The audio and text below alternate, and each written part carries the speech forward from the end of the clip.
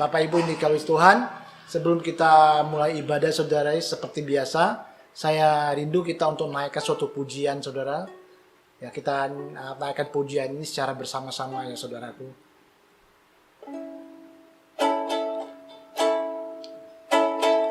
Firman-Mu berkata, Kau besertaku, maka kuat roh dan jiwaku. Tangan-Mu kan selalu ku nantikan, di setiap langkah ku percaya, dengan sayap-Mu ku akan terbang tinggi di tengah badai hidup. Ku tak menyerah, Kau nantikan,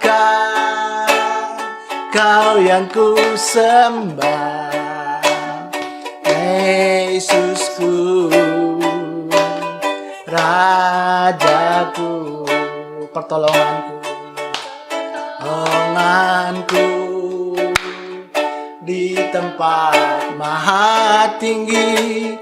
Ku mengangkat tanganku, aku berserah, Kau ku nantikan, Kau yang ku sembah, Yesusku, Rajaku, Yesusku, Rajaku, Yesusku, Rajaku. Saudara, mari kita berdoa. Bapa, terima kasih. Firman berkata bahwa Firman-Mu berserta setiap kami. Maka pagi hari ini di saat firman diberitakan, maka setiap kami yang letih lesu pagi hari ini kami dikuatkan. Kami yang sakit Tuhan, kami percaya bahwa bilu-bilu-Mu sudah menyembuhkan setiap kami. Mungkin saat ini antara kami ada yang putus asa, tidak punya pengharapan. Kami percaya di saat firman ditaburkan, maka pengharapan yang baru Tuhan nyatakan bagi setiap kami ya Bapa. Berfirman di tengah kami ya Tuhan, kami siap untuk mendengar firman-Mu di dalam nama Tuhan Yesus Kristus. Haleluya. Amin. Shalom, saudaraku yang dikasihi oleh Tuhan. Apa kabarnya saudara? Pasti saya percaya saudara luar biasa baiknya saudara. Nah, saudara, kesempatan kali ini saya akan menyampaikan firman Tuhan, saudara. Ini kelanjutannya dari beberapa minggu lalu yang saya pernah bawa firman ini, saudara. Mengenai apa, saudara? Mengenai pelimpahan kuasa Allah melewati anugerah, saudara. Ini yang bagian keduanya, saudara. Sambungannya, saudara ya. Nah, firman siang hari ini saya ambil di 1 Filipi 1 ayat 29, saudara. Ya, saya bacakan, Bapak Ibu dengar ya. Firmannya bicara seperti ini, saudara. Sebab kepada kamu dikaruniakan bukan saja untuk percaya kepada Kristus, melainkan juga untuk menderita bagi Dia, saudara. Nah, saudara, kalau kita baca firman ini dari awalnya, saudara, kita begitu menggairahkan, saudara. Kita akan dikaruniakan, saudara. Tapi waktu kita lanjutkan ayat selanjutnya, saudaraku, ternyata yang dikaruniakan itu apa, saudaraku? Yang dikaruniakan itu yaitu apa, saudara? Menderita bagi Dia. Nah, menderita di sini, saudaraku, kebanyakan daripada kita, saudara, kalau mendengar kata menderita ini, saudaraku, kita kalau perlu kita jauh-jauh, saudara. Kita menghindar daripada kata yang namanya menderita, karena menderita ini sesuatu hal yang tidak enak kita alami atau kita hadapi dalam kehidupan kita, saudaraku. Sehingga begitu banyak orang berkata bahwa kok Alkitab ini atau salah tulis atau bohong, saudaraku. Tapi saya mau katakan lagi bahwa setiap perkataan firman Tuhan itu diilhami oleh Roh Kudus, saudaraku. Sehingga firman itu ya dan amin, saudaraku. Nah, saudaraku, ini dikasih oleh Tuhan. Tapi bagi kita, saudaraku, orang yang mengerti dan memahami hal ini, saudaraku, yang kita mau terus bertumbuh, saudaraku, di dalam kedewasaan kita dan pengenalan akan Tuhan, saudara. Dalam hati kecil kita, saudara, kita pasti tahu bahwa Setiap pertempuran itu saudara, semakin besar pertempuran yang kita hadapi saudaraku, akan semakin besar kemenangannya akan kita peroleh saudara. Nah, kita tahu dalam kehidupan ini saudaraku bahwa kita berperang saudaraku. Tapi ada satu hal yang berbeda, kita berperang saudara, bukan untuk merebut kemenangan ini saudaraku. Kenapa saudara? Karena kemenangan ini sudah dimenangkan oleh Tuhan kita Yesus Kristus di kayu salib saudara. Yang saat ini kita berperang, kita bertempur saudara. Bagaimana kita untuk hidup di dalam kemenangan ini saudara. Amin saudara. Nah, saudara tahu bahwa di Efesus 6 ayat 12 saudara, firman Tuhan berkata bahwa musuh kita itu saudara kan bukan darah dan daging saudara, tapi roh-roh jahat di udara, penguasa-penguasa kegelapan roh-roh jahat dan penguasa kegelapan di udara saudaraku. Nah, kuasa ini saudara yang dikatakan iblis ini saudaraku, dia tidak suka saudara dan saya hidup di dalam kemenangan ini saudara. Untuk itu dalam kehidupan ini saudara, dia selalu menggagalkan dengan berbagai cara saudaraku. Supaya apa? Supaya kita tidak bisa hidup di dalam kemenangan yang telah Yesus berikan kepada saudara dan saya. Dengan berbagai cara saudara. Contohnya dengan ketakutan saudaraku, dengan kekhawatiran, dan banyak hal-hal yang lainnya saudaraku. Sehingga apa? Sehingga membuat kita tidak bisa hidup di dalam kemenangan ini, saudara. Saudara, saya bacakan satu firman Tuhan di 2 Korintus 10 ayat 3 dan 4, saudara. Bagaimana Rasul Paulus berkata bahwa saudara saya kita adalah seorang prajurit, saudara. Seorang prajurit yang telah dipersenjatai oleh senjata Allah untuk apa, saudara? Untuk memenangkan dan setiap pertempuran ini, saudara. Firman Tuhan berkata seperti ini, saudara. Saya bacakan, saudara. 2 Korintus 10 ayat 3 dan 4. Memang kami masih hidup di dunia ini, tetapi kami tidak berjuang secara duniawi. Karena senjata kami dalam perjuangan bukanlah senjata duniawi, melainkan senjata yang dipelengkapi dengan kuasa Allah yang sanggup untuk meruntuhkan benteng-benteng. Nah, saudara, jelas Paulus berkata bahwa saudara kita adalah prajurit-prajurit rohani, saudara. Yang saudaraku yang sedang berperang. Dan saudara dan saya kita diperintahkan untuk masuk dalam pertempuran ini saudara. Saudara suka tidak suka, mau tidak mau saudara, kita masih terlibat masuk dalam pertempuran ini saudara. Sehingga saudaraku, kita memiliki saudaraku hati sebagai seorang prajurit. Nah, di 2 Timotius 2 ayat 3 dan 4 saudaraku, di mana Rasul Paulus berbicara mengenai seorang prajurit, saudara. Dikatakan seperti ini, saudara. Ikutlah menderita sebagai seorang prajurit yang baik dari Kristus Yesus, saudara.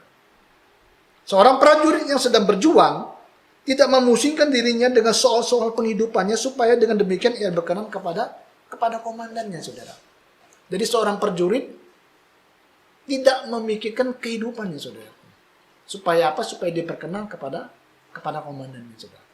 Kalau kita lihat, saudara, seorang prajurit, dia berperang, nggak mungkin, saudara, dia bawa kulkas, saudara, di dansernya.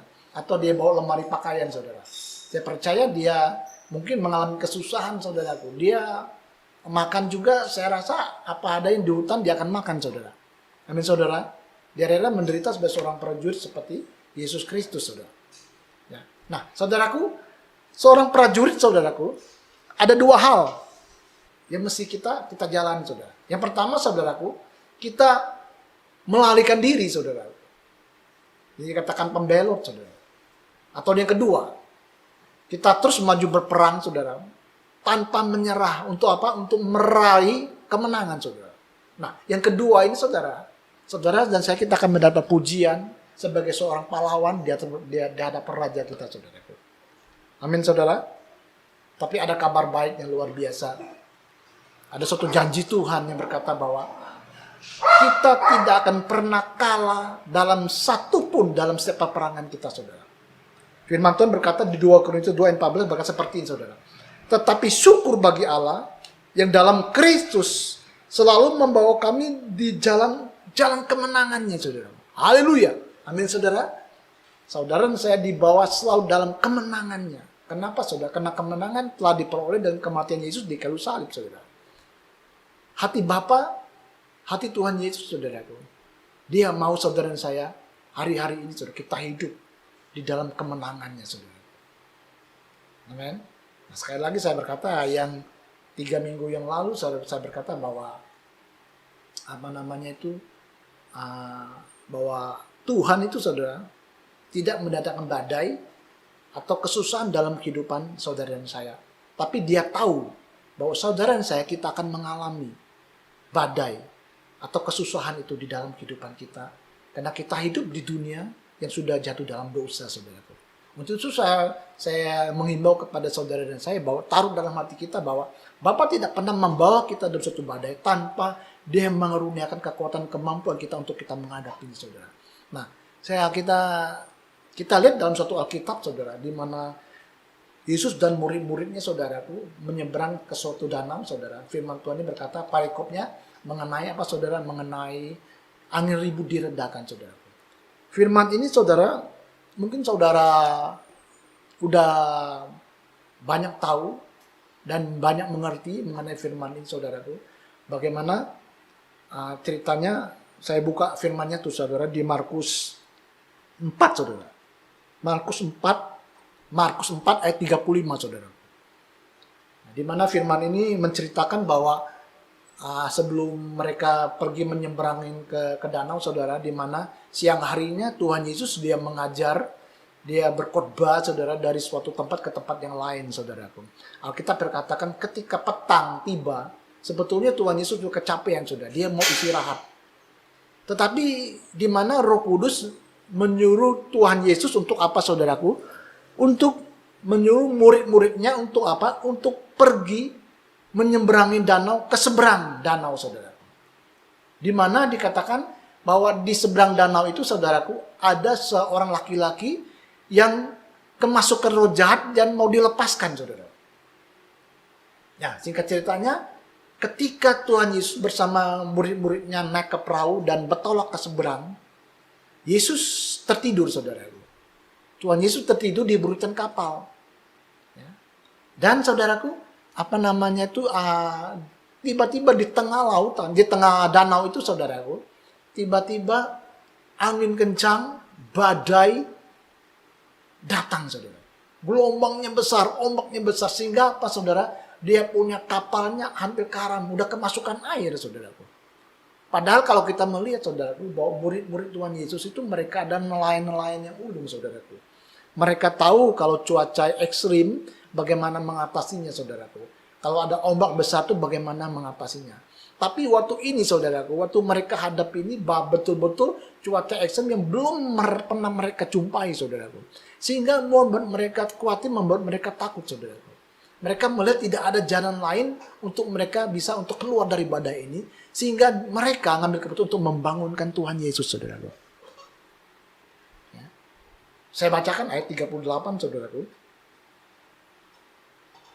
Pada waktu itu Yesus sedang tidur di buritan di sebuah tilam. Maka murid-murid yang membangunkan dia dan berkata kepadanya, "Guru, engkau tidak peduli kalau kita binasa." Ayat 39, ia pun bangun menghardik badai itu dan berkata kepada danau itu, "Diam, tenanglah." Lalu angin itu reda dan danau itu menjadi teduh sekali. Kemudian ayat 40, saudara, lalu ia berkata kepada mereka, "Mengapa kamu begitu takut? Mengapa kamu tidak percaya?" Saudara. Nah, ini, saudaraku, kenapa Tuhan Yesus berkata kepada murid-muridnya bahwa kamu tidak percaya, saudara. Nah, kalau kita lihat di awal, saudaraku, sebelum Tuhan Yesus memerintahkan murid-muridnya berapa? Untuk mereka bertolak ke seberang danau. Tuhan Yesus tidak berkata kepada murid-muridnya bahwa mereka akan pergi tengah danau dan tenggelam di tengah danau itu, saudaraku. Amin, saudara. Kenapa, saudaraku? Murid-muridnya tidak mempercayai. Karena alasannya pertama, karena mereka takut, saudara. Ketakutan, saudaraku, ini membuat kita hilang kepercayaan. Bahwa ketakutan itu adalah merontokkan iman kita, saudaraku. Maka dalam Alkitab, saudaraku, ada satu firman Tuhan di dalam 1 Yohanes 4 ayat 18, saudara. Saya bacakan, saudara. 1 Yohanes 4 ayat 18. Firmannya berkata seperti ini, saudara. Di dalam kasih tidak ada ketakutan. Kasih yang sempurna Melenyapkan ketakutan. Sebab ketakutan mengandung hukuman. Dan barang siapa takut, ia tidak sempurna di dalam kasih. Dari ketakutan itu bukan daripada Tuhan, saudara. Nah, ketakutan ini, saudaraku, takutnya berarti, saudara, kita tidak percaya, saudaraku, bahwa Allah yang cukup besar itu, Allah yang cukup berkuasa itu, Allah yang cukup mengasihi kita itu, sanggup mengatasi setiap apapun yang kita hadapi dalam kehidupan ini, saudara. Seolah-olah hidup ini, saudaraku, berbicara mengenai siapa kita, saudara. Tapi saya mau kasih tahu bahwa hidup ini bukan mengenai kita, tapi mengenai Tuhan, saudara. Amin, saudaraku. Nah, ini Alkitab, ini luar biasa, saudaraku. Di mana kita lihat orang-orang yang dikalahkan oleh kehidupan dan orang-orang yang memerintah di dalam kehidupan ini, saudaraku. Nah, seringkali, saudaraku, ketika badai itu datang dalam kehidupan kita, ketika kesusahan itu datang dalam kehidupan kita, saudaraku, kebanyakan di antara kita, saudara, kita bereaksi, saudara, seperti murid-murid Tuhan Yesus, yaitu takut, saudara. Kita bereaksi, saudara. Kita mulai cari kambing hitamnya. Kita mulai mencari siapa yang salah, siapa yang benar. Kita mulai kecewa, saudara. Kita mulai menyalahkan keadaan kita, saudara. Kita mulai marah, kita mulai dendam, kita mulai pahit hati dan sebagainya, saudaraku. Amin. Dan kita lupa, mestinya kita beraksi, bang, saudaraku. Kenapa? Mestinya kita berdiri di atas kebenaran firman Tuhan. Kenapa? Karena kuasa dan otoritas itu telah diberikan kepada saudara dan saya. Amin, saudaraku. Kita ingat dalam kisah firman Tuhan ini, saudaraku. Mestinya, saudaraku, murid-murid Tuhan Yesus, saudara, mereka berdiri di atas otoritas yang telah Tuhan berikan kepada dia. Mestinya mereka beraksi, saudaraku. Mereka akan berkata kepada badai itu bahwa, badai, dengarlah bahwa guru menyuruh kami menyeberangi ke tepi danau. Menyeberangi ke tepi danau. Untuk itu engkau menyingkirlah dari hadapan kami, saudara.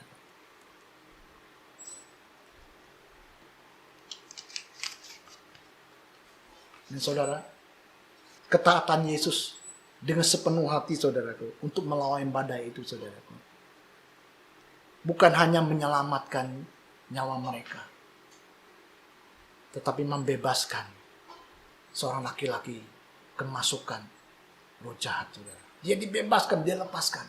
Dan berkatnya tidak sampai di situ saja, saudara. Laki-laki yang dibebas lepaskan, saudara. Alkitab mencatat 10 kota di Dekapolis, saudara, itu mendengar berita kerajaan Allah, saudara. Sehingga banyak orang diselamatkan, saudara. Amin, saudara. Nah, saudaraku yang dikasihi oleh Tuhan, saya ingat satu firman Tuhan di Lukas, saudaraku, di mana ada seorang yang bernama Yairus, saudaraku. Yairus ini di mana anaknya sudah mati, sudah meninggal. Dan orang-orang berkata seperti ini, buat apa kamu mau menyusahkan guru? Anakmu sudah mati, sudah. Tapi Tuhan Yesus berkata, jangan takut. Percaya saja, anakmu sudah sembuh. Nah, singkat cerita, saudaraku, firman Tuhan ini, dia harus percaya dan anaknya bangkit dari kematian dan hidup kembali, saudara. Nah, saudara, ini kasih oleh Tuhan, apapun yang saudara hadapi hari-hari ini, saudara, kita tahu bahwa dunia lagi mengalami hari-hari ini, saudaraku, di mana COVID-19 termasuk bangsa kita, dari hal ekonomi dan segalanya, saudaraku. Mungkin saat ini saudara dan saya kita mengalami COVID-19 ini dampaknya, saudara. Mungkin ada kita yang di PHK, mungkin ada kita yang usaha kita berhenti hari ini dan kita tidak tahu apa yang mesti kita lakukan, saudaraku. Sedangkan kalau kita melihat dalam kehidupan kita, saudaraku, begitu banyak kebutuhan atau masalah apapun yang kita hadapi, saudaraku. Tapi firman Tuhan katakan siang hari ini kepada saudara dan saya, jangan takut, saudara. Percaya saja bahwa anugerah atau kuasa daripada Tuhan itu itu lebih dari cukup kita untuk memenangkan dan setiap pertempuran yang kita hadapi hari-hari ini, Bapak Saudara. Amin, Saudara. Untuk itu mari bangkit menjadi terang, karena terang Tuhan terbit atas kehidupan saudara dan saya. Berdiri di atas kebenaran firman Tuhan, pakai otoritas kuasa yang telah Allah berikan kepada saudara dan saya. Tuhan Yesus memberkati. Saudara, kita akhiri ibadah kita berdoa. Bapa, kami mengucap syukur buat siang hari ini. Terima kasih buat kebenaran firman Tuhan, bahwa kami tidak takut dan kami percaya, Bapa, bahwa anugerah-Mu, kuasa-Mu cukup bagi kami untuk kami memenangkan dan setiap pertempuran yang kami hadapi dalam kehidupan kami. Kami akan bangkit, tampil menjadi seorang pemenang, bahkan lebih dari seorang pemenang. Terima kasih, Bapa. Berkati anak-anak-Mu, berkati hamba-hamba-Mu dimanapun, apapun keadaan mereka hari-hari ini, ya Bapa, bahwa anugerah, kuasa Tuhan itu lebih dari cukup bagi setiap mereka untuk hidup di dalam kemenangan demi kemenangan dalam kehidupan setiap mereka, ya Bapa. Terima kasih Tuhan Yesus, berkati juga bangsa kami, Bapa. Tuhan memulihkan pandemi corona saat ini, Bapa. Tuhan juga memberkati bangsa kami dalam ekonominya. Tuhan juga memberi keamanan dan ketertiban berbangsa di negara kami, Bapa. Kami juga memberkati pemimpin bangsa kami, presiden, wakil presiden, semua jajaran pemerintahan yang ada, Tuhan. Biarlah hikmat yang daripada Engkau, marifat yang daripada Engkau, dan takut akan Engkau Tuhan berikan kepada setiap mereka. Kami mengucap syukur dan dalam nama Tuhan Yesus Kristus. Haleluya. Amin. Amin.